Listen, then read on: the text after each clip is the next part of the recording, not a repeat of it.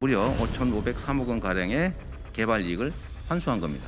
대장동 개발은 지금도 제가 자랑하는 성남시장 시절의 최대 치적입니다.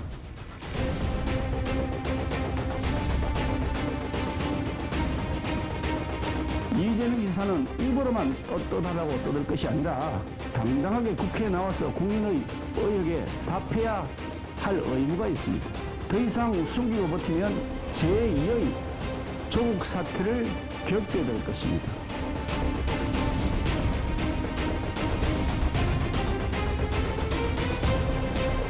이 사건이 심각한 게 지금 그 천화동인 소유주라고 이제 명단이 나왔잖아요. 관련자들 이분들이 한 분씩 보면 사라지고 있어요.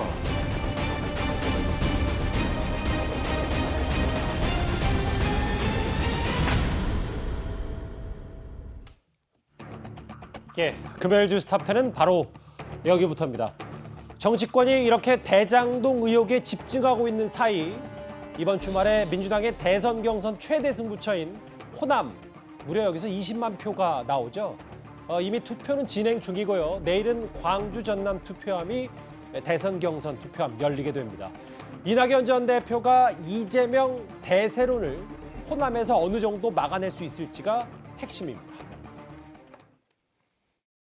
제가 지난주에 추석 연휴 전에 갔다 왔거든요. 근데 확실하게 변화가 있고요. 전체적으로 공통적인 거는 한 2주 전과 확실히 여론이 달라졌다, 출렁였다. 화천대유 관련해서 정확하게 이게 뭐 이재명 후보의 문제점이다 이렇게 생각까지는 안 하는 것 같은데 뭔가 불안하다 뭐 이런 분위기 같은 거.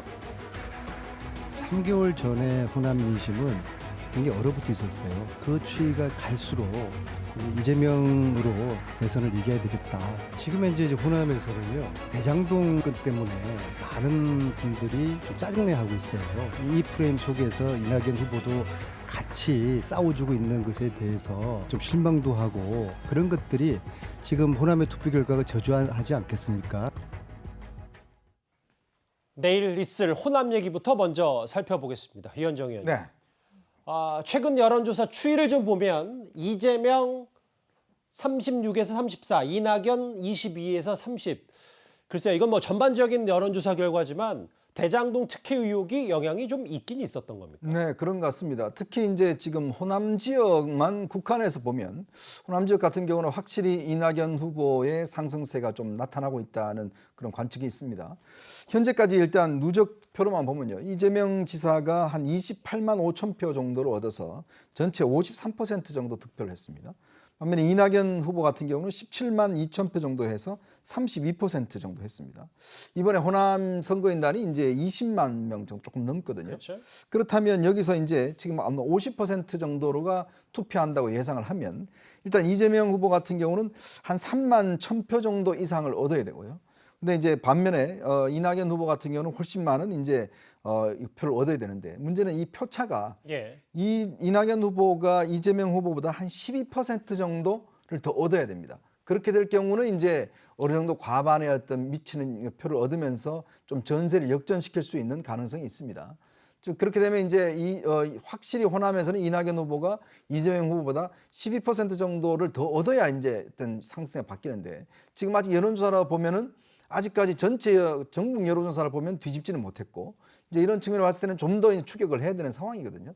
근데 지금 들려오는 소식에 따르면 이 투표율이 상당히 좀 저조하다 그래요.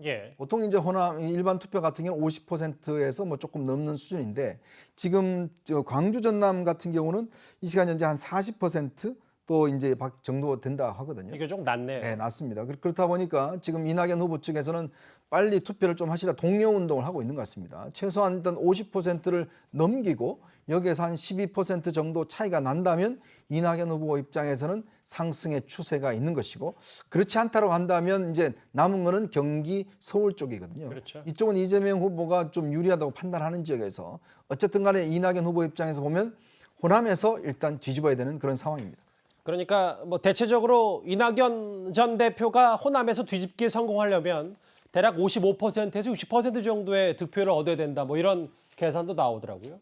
김근식 교수님. 근데 호남만 딱 국한했을 때는 뭐 추이도 추이지만 확실히 이재명 지사를 좀 이낙연 대표가 전 대표 확실히 견제하는 건 아닌지 대장동 의혹이 영향을 미쳤다. 어떻게 봐야 될까요? 그 본래 이낙연 지사가 이제 전남지사를 했고요. 그다음에 호남에 상당한 조직적인 이제 지지층이 있는 거고, 그다음에 이제 또 변수가 되는 게 지금 중도 하차한 정세균 대표가 전북에 상당한 연고가 있는데 예. 그 정세균 후보의 막강한 조직력이 전북 지역에 있을 텐데 그 정세균 후보가 지지하거나 모았던 조직들이 어디로 갈 것인가 하나 변수가 있는데 저는 대장동 의혹이 이제 터지면서 이게 수습되기보다는 계속 의혹이 커져가는 상황 아닙니까?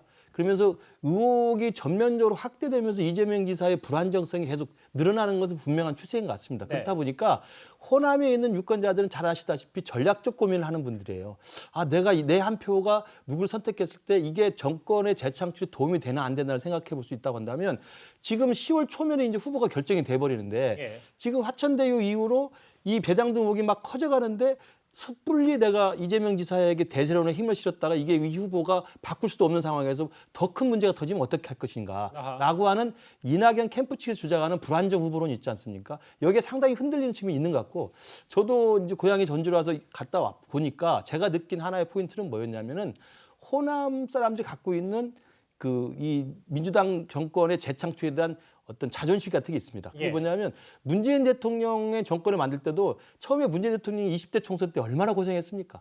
호남에서는 문재인의 분기를 잡았다고 볼 수가 있었거든요. 20대 총선에서 호남이 완전히 떨어져 나가면서. 그래서 사실은 문재인 정권 초기에 호남 인맥이 중심이 돼서 청와대와 총리실을 많이 장악했던 측면이 있지 않았습니까? 예. 그런데 호남 사람들 민심은 묘하게 이재명은 아직 우리 호남한테 아순쇼를 하지 않고 있다. 우리 호남의 말을 잘 안 듣는 것 같다라는 밑바닥 민심을 내가 좀 느꼈어요. 김 교수님이 예, 느끼시죠? 개인적으로. 예. 저는 근데 호남 민심을 좀 알기 때문에 그래서 예. 아 이번 기회에 이재명이가 우리 호남에 대해서 절절하게 절박함을 느끼는 모습을 볼 수가 없으니 좀 혼이 좀 나야 되지 않나 이런 분위기를 제가 좀 감지를 했습니다. 김 교수님 질문 하나 더 드릴게요. 호남 민심 잘 안다고 하셨으니까.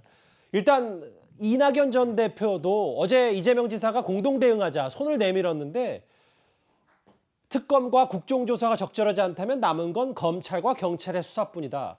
대장동 특혜 의혹에 대해서 검찰이 손 놓고 있을 일은 아니다. 이렇게까지 목소리를 좀 높이고 있거든요. 그렇죠. 이게 이제 불안한 후보론을 이제 계속 가시화시키는 거죠. 이전에 변호사 비용 의혹도 마찬가지였고요. 여러 가지 의혹들을 제기했을 때마다 이재명 지사 측에서는 네거티브다라고 이야기를 하면서 이걸 쉴드를 쳤었는데 지금 대장동 의혹에 대해서는 지금 양파껍질처럼 계속 의혹이 커져나가고 있기 때문에 물론 이재명 지사가 직접 연관된 자료는 나오지 않고 있습니다만 그 의혹들에 대해서 밝히라는 요구를 할 수 있는 게 아까 말씀드린 것처럼 호남 같은 경우는 특히나 불안한 후보론에 대해서 이야기를 하고 있고 과거 2002년에 노무현 대통령이 후보로 선출된 다음에 얼마나 출렁거렸습니까? 예. 그런 경험을 하고 있기 때문에 이재명 지사의 대세론에 편승해서 확정을 지을 것이냐 아니면 화천대유 대장동 의혹 이후에 불안정성이 더 증대된 이재명 지사보다는 이낙연 후보를 택함으로써 안정성을 택할 것이냐 이런 지금 기로에 서 있기 때문에 당연히 이낙연 캠프 쪽에서는 조사를 빨리 해라 수사를 빨리 해라 그러게요. 그리고 진상을 밝혀라 그렇게 이야기를 하고 있는 것으로 보입니다. 예.